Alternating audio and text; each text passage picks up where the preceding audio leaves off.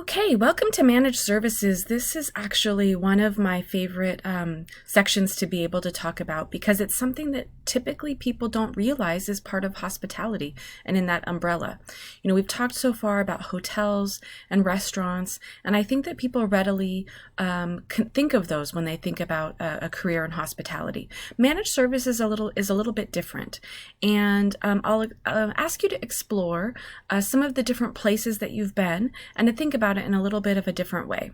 So managed services occurs when companies, either public or private facilities or institutions, as well as organizations, they call that like business and industry, want to operate in a field that they don't specialize in. Typically, it's going to be food service, but it could be other related operational areas like engineering or environmental services, janitorial or housekeeping, things like that.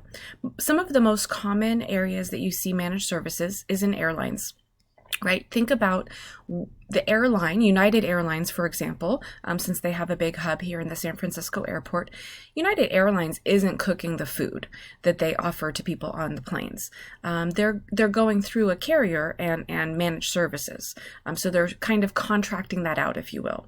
Military, school, education, whether it be at Skyline College, thinking about the food and beverage offerings you have there. Those are not necessarily Skyline College employees, but employees of another company that Skyline College has contracted out all of its food service to, or food service in a particular area.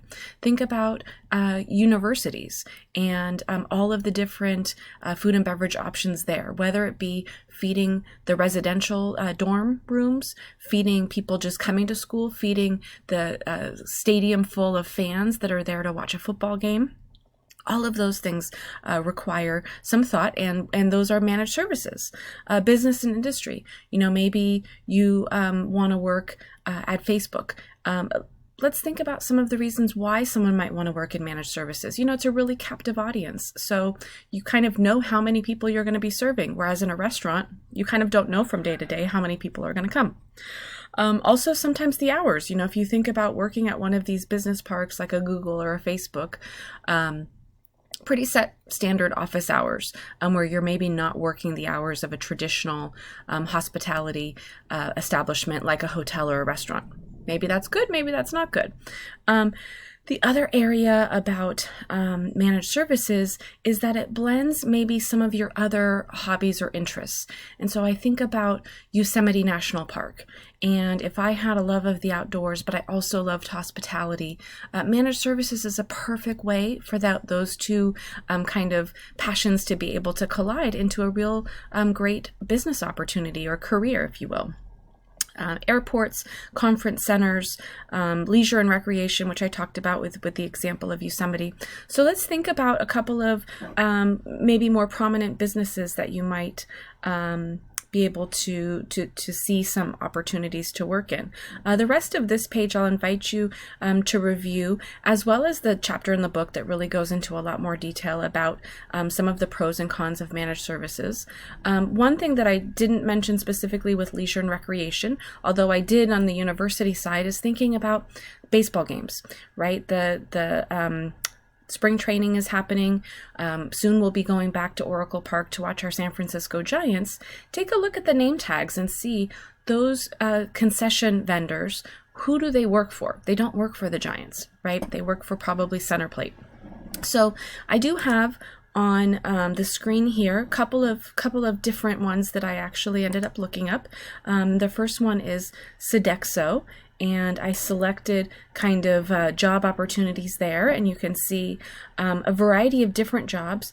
This is in accounting because it starts with the letter A. That you'll see a convention center, you see Cooperstown All-Star Village, you see working for the Seattle Mariners ballpark.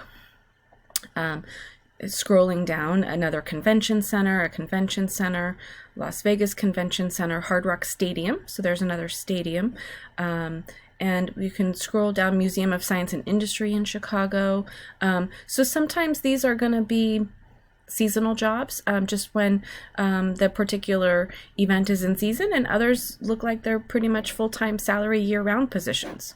Another group that I went to is Bon Appetit, which is local here in the Bay Area, although they are part of Compass Group as well. And so I started taking a look at some of those job opportunities as well. For this one, I selected, if I'm not mistaken, hourly. So I think I saw a cashier at the Las Vegas Ballpark, Director of Human Resources at Oracle Park at Camden Yards. Scrolling down just to get an idea, some hourly positions, some management positions, some that are entry level, some that might need more experience. I did not filter this, so I'm seeing everything kind of throughout the United States, but as you can see here, there's one in Palo Alto to work at Amazon, and that's a chef working for the Compass Group that's going to service that particular location.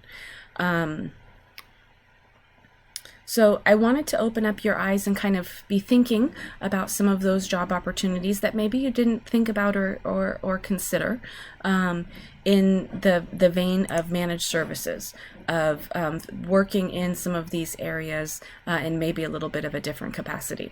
The other thing I wanted you to think about as we, maybe some of you have watched the Oscars or done that kind of thing, and I want you to, when you're looking at those kinds of things, we are going to talk in a few weeks about kind of meetings and special events and looking at it from the lens of what does it take to put on this kind of event, because we will be talking about that in the weeks to come. So I invite you to really think about managed services as a way of the pros and cons of a career in that particular area, and ask me any questions that you have about it. And I hope you have a great week ahead. Thank you.